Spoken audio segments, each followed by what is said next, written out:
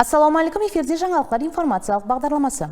Білімдендіру процесін жетілістіру, тыңлаушылардың ұсыныс һәм бастамаларын тыңлау, оқу процесінің нәтижелігін арттыру һәм ашық айтын сәубетлесу орталығын жарату мақсатында Қарақалпақстан Республикасы педагогикалық шеберлік орайында ашық сәубет болып өтті. Әзір хақында. Қарақалпақстан Республикасы педагогикалық шеберлік орайында мектепке шекемгі білімдендіру шөлкемлері педагогларының кәсіптік компетентлігін арттыру бойынша жаңа басқышқа қадам қойылды. Шөлкемлестірілген бұл курслар педагоглардың білім һәм көнікпелерін заманауи стандарттарға сай жетілістіруді мақсат еткен.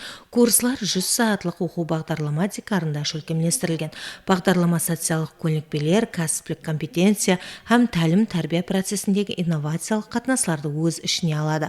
Міне осы курслардың тыңлаушылары менен болған ашық сәубет davomida мектепке шекемгі білімдендіру саласындағы реформалар хақында кең түрде сөз етілді. Бұл қанегелік арттыру курсына келген педагоглар текарынан социал көлікпелерді рауажландыру, ұлыма кәсіптік көлікпелерді рауажландыру һәм тәлім-тәрбие процесін шөлкемлестіру модульдер текарында сабақ процесслер шөлкемлестірілген.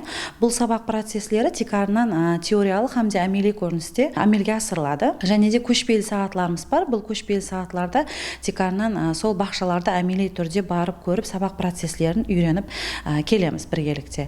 Және де бұл жерде сол осы қанегелік курсына келген педагоглардың рухи ағартушылық жұмысларда шөлкемлестірілген. Бұнда текарынан музейлерге бару, театрларға бару һәм концерт бағдарламалары шөлкемлестірілген.